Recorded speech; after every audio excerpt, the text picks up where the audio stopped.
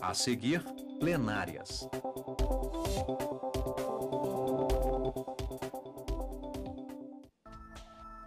Os destaques da semana entre os julgamentos do plenário do Supremo Tribunal Federal você confere aqui na TV Justiça. É o Plenárias que está começando.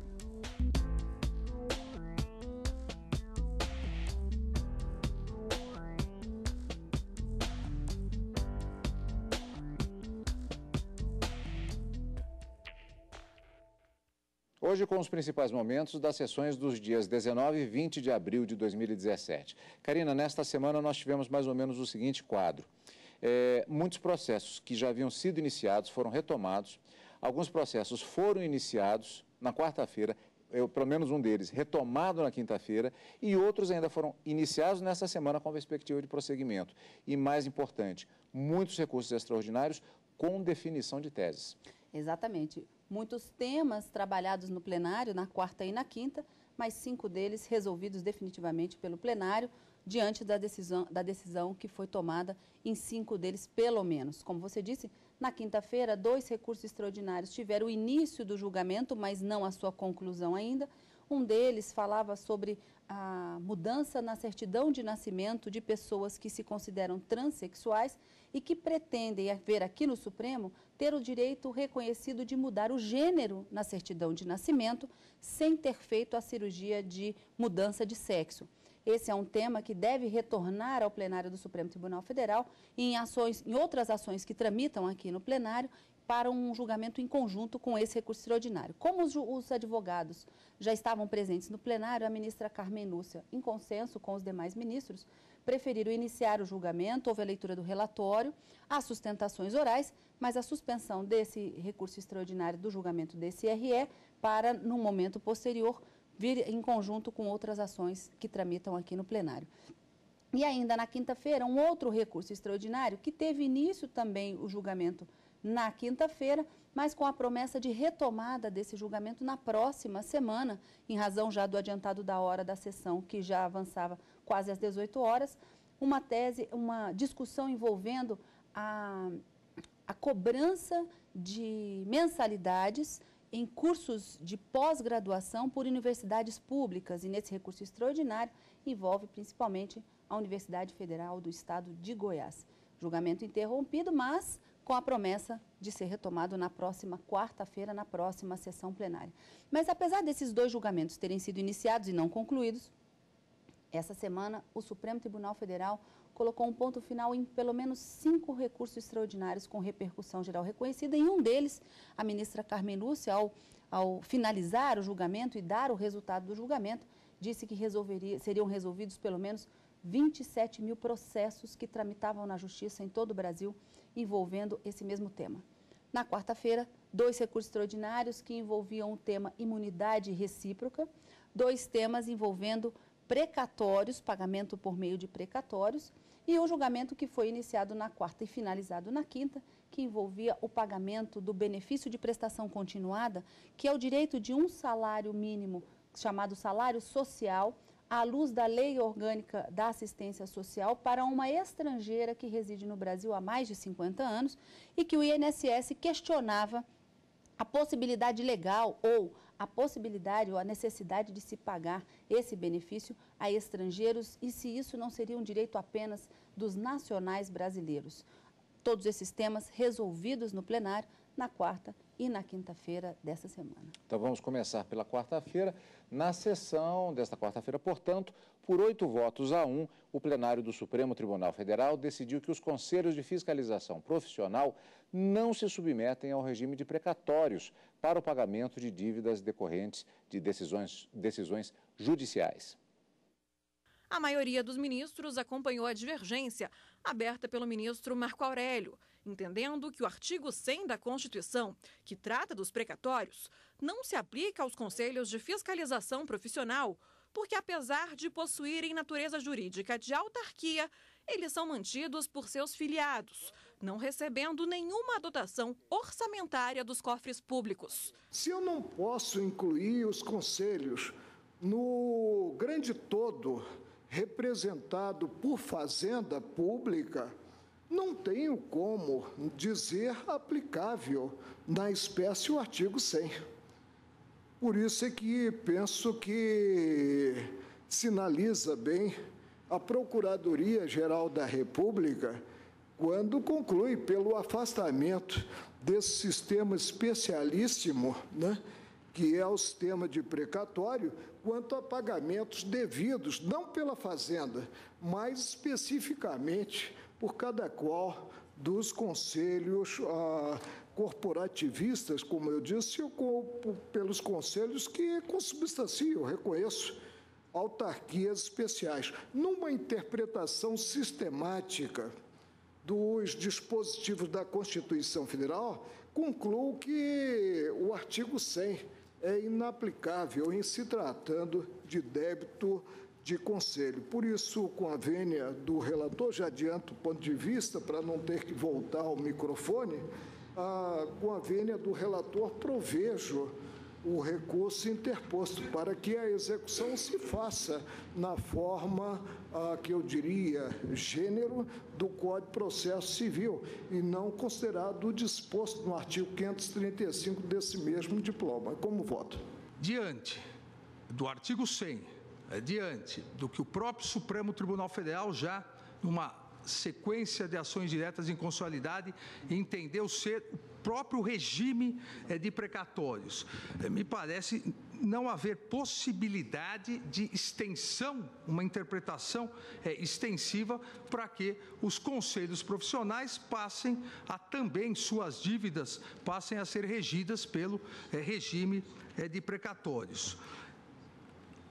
O caráter, e volto aqui já concluindo, o caráter sui generis, portanto, híbrido dessas entidades, exige uma cautela no exame de todas as implicações decorrentes da sua caracterização a priori como pessoa jurídica de direito público. Eu sou totalmente convencido, e acho que a realidade confirma isso, que a gente precisa enxugar o Estado e não alargar o Estado, trazendo para dentro dele essas obrigações. Quer dizer, eu acho que nós vivemos um momento em que é preciso desonerar o orçamento da União. A verdade é que nós criamos um Estado maior do que a sociedade é capaz de sustentar. Me convenci realmente, e sobretudo no argumento que foi repisado pela ministra Rosa, que o regime de precatórios pressupõe a inserção desses valores previamente no orçamento público, que não acontece com os débitos das autarquias. O que nos levou, ou pelo menos no meu voto, o que levou a chegar a essa condição de figurar como autarquia, ou titular de autarquia, uma vez que não havia outras possibilidades jurídicas para não quebrar inteiramente o sistema administrativo brasileiro, era a circunstância de que ela exerce funções como poder de polícia, a possibilidade de tributar, que ela de todo jeito somente poderia se valer exercendo funções que são entregues no desenho estatal brasileiro ao próprio Estado, não com todos os consectários desta, digamos, conclusão sobre a sua natureza jurídica. Então, eu também partilho do que diz Vossa Excelência. O Estado não tem que crescer, a não ser para quem precise do Estado. Eu acho que tem que ter mais Estado para quem precisa de mais saúde, menos Estado para quem pode arcar com uns tantos ônus, mas muito mais educação para quem precisa de mais educação, porque o Estado brasileiro é máximo para quem, às vezes, não precisa nem do mínimo, mas, às vezes, ele é mínimo ou até ausente para quem precisa do imprescindível. Apenas o relator, ministro Edson Fachin, votou no sentido de que os conselhos profissionais podem se submeter ao regime de precatórios. Não depreendo e não verifico nessa exclusão orçamentária óbice a adoção do regime de precatórios. Isto porque as contribuições arrecadadas pelos profissionais são destinadas especificamente aos conselhos aos quais estão vinculados. Portanto, a destinação da contribuição é direta e vinculada ao Conselho que a instituiu e que ele impõe a cobrança para o custeio do próprio Conselho. E mesmo que as contribuições de interesse das categorias profissionais e econômicas sejam tributos criados dentro da competência legislativa da União, não seguem a mesma lógica do recolhimento dos demais tributos da União, não compreendendo o conjunto das receitas públicas destinadas ao financiamento geral da União e da satisfação das necessidades públicas de toda a sociedade. Ainda durante a sessão, os ministros decidiram que incidem juros de mora no período compreendido entre a data de elaboração dos cálculos e a expedição da requisição de pequeno valor ou do precatório. A decisão terá impacto em pelo menos 27 mil processos que estavam suspensos em outras instâncias, aguardando o precedente do Supremo. Karina, naquele primeiro processo que nós vimos, a apresentação do voto do ministro Marco Aurélio, qual foi o argumento que ele acatou no sentido de entender que a política dos precatórios não vale para os conselhos profissionais? O ministro Edson Fachin era o relator desse recurso extraordinário, acabou ficando vencido sozinho, porque a maioria acabou seguindo o ministro Marco Aurélio na divergência. Para o ministro Marco Aurélio, esses conselhos de fiscalização profissional, eles são sim, assim como o ministro Fachin disse, autarquias especiais, são pessoas jurídicas de direito público e estão subordinadas a determinadas regras constitucionais pertinentes a esse tipo de entidades, vamos dizer assim, a essas pessoas jurídicas de direito público. Como, por exemplo, esses conselhos profissionais, eles são fiscalizados pelo Tribunal de Contas da União, devem prestar contas ao TCU e também devem realizar, por exemplo, concurso público para a contratação de seus profissionais.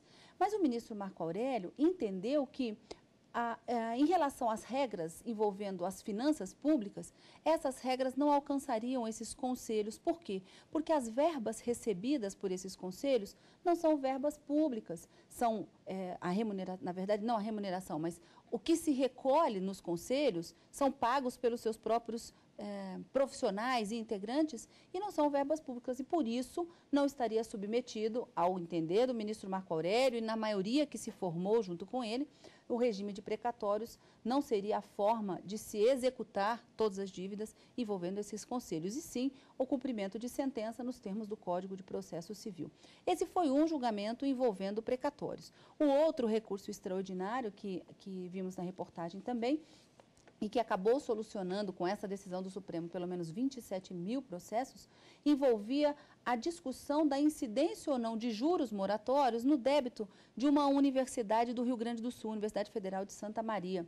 Ela dizia, no recurso extraordinário, que a correção monetária era devida, mas os juros moratórios, os juros em razão da demora no pagamento do valor devido e reconhecido judicialmente, não era culpa sua, então, portanto, não teria que pagar.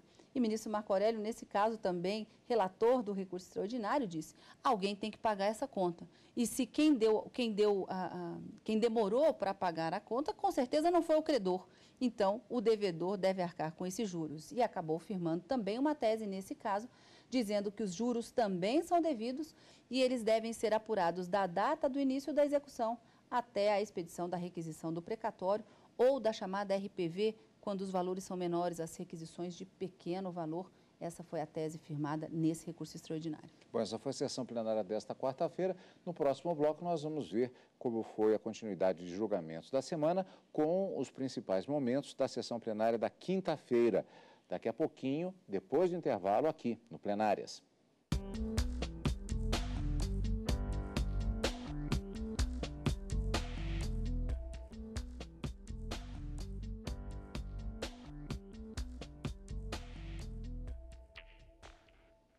Estamos de volta com o Plenárias. Vamos agora aos destaques entre os julgamentos da sessão plenária da quinta-feira. Nesta sessão, o plenário do Supremo Tribunal Federal começou a discutir se transexuais vão poder ter o gênero alterado no registro civil, mesmo que não tenham realizado a cirurgia de mudança de sexo.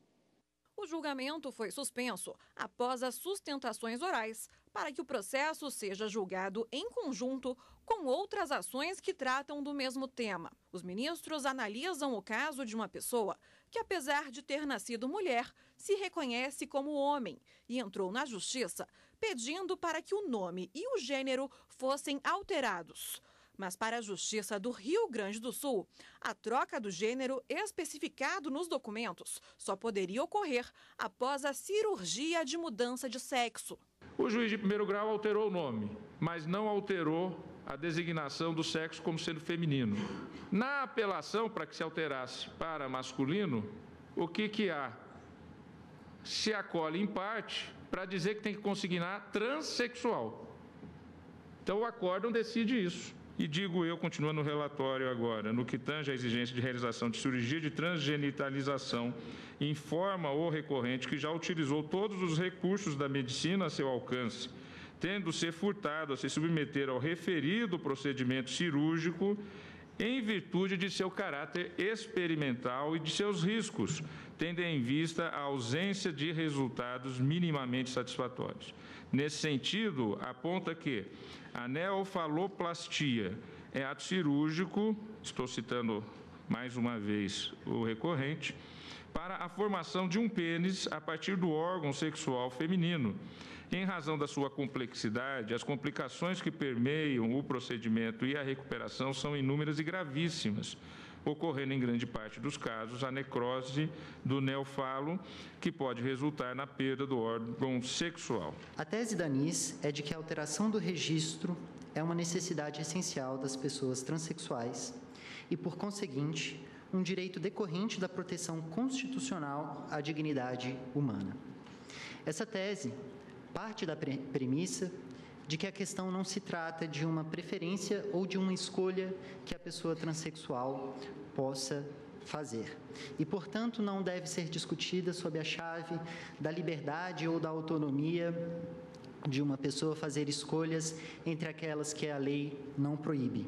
Para a Defensoria Pública da União, a ação quer garantir aos transexuais direitos básicos à dignidade e à felicidade. Pessoas assassinadas quando o país vive uma verdadeira epidemia transfóbica. São mais de 600 mortes registradas e motivadas pelo caráter transfóbico. O Brasil, hoje, é um país que tem altas taxas em que mais se matam travestis e transexuais. Ainda não há data para que o julgamento seja retomado com a votação dos ministros. Ainda durante a sessão, por unanimidade, o plenário decidiu que é legal a concessão do benefício assistencial a estrangeiros que moram no Brasil. Idosos e pessoas com deficiência que não têm como se sustentar, nem podem ser ajudados pela família, têm direito a receber um salário mínimo mensal. Os ministros entenderam que a Constituição, ao estabelecer o benefício, não fez distinção entre brasileiros e estrangeiros. O texto fundamental estabelece, aspas, a assistência social será prestada a quem dela necessitar, sem restringir os beneficiários somente aos brasileiros natos ou naturalizados. Mostra-se de clareza ímpar quando a vontade do Constituinte foi de limitar eventual direito ou prerrogativa a brasileiro ou cidadão, não deixou margem para questionamentos, como, por exemplo, o disposto nos artigos 5º, 73, 12, parágrafo 3º, 61, 73, parágrafo 1º, 74, parágrafo 2º e 87 da Lei Maior. Ao delegar ao legislador ordinário a regulamentação do benefício, fê-lo tão somente quanto à forma de comprovação da renda e das condições específicas de idoso ou portador de necessidades especiais. Não houve delegação relativamente à definição dos beneficiários, pois já havia sido essa definição estabelecida. Ela está contida no inciso 5º do artigo 203 da Constituição Federal. O critério que a Constituição adotou, o critério que os tratados internacionais adotam e o próprio critério que a legislação, e vou esclarecer mais à frente, adotou, foi o critério de territorialidade. não o critério de nacionalidade. A verdade, dentro, obviamente, dos requisitos previstos na Constituição e depois especificados na lei, aquele que está em território nacional, no sentido de fixação de residência, seja o brasileiro nato, o brasileiro naturalizado, seja o estrangeiro residente regularmente no país, tem direito ao benefício. Não se trata de uma questão de nacionalidade, mas sim, como bem exposto pelo ministro relator, pelo ministro Marco Aurélio, uma questão aqui de solidariedade e apoio àqueles que aqui estão, aqueles que aqui vieram construir sua vida, porque não é uma simples passagem pelo país, e o caso em questão, o caso concreto em questão demonstra bem isso, uma senhora de 67 anos que está no Brasil há mais de 60, quase 60 anos, alguém que viveu, construiu a sua vida e de sua família aqui no Brasil.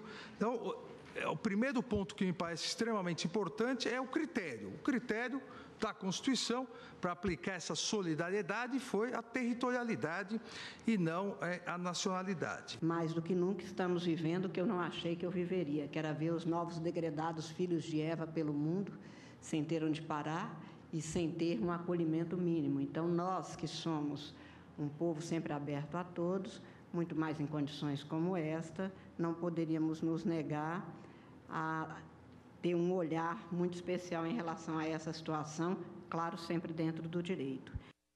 Bom, Karina, então, em relação a essa decisão, o salário social vale sim para todos que regularmente no Brasil, independente da nacionalidade. Apenas aqueles que precisarem efetivamente dessa assistência do Estado é que podem se socorrer.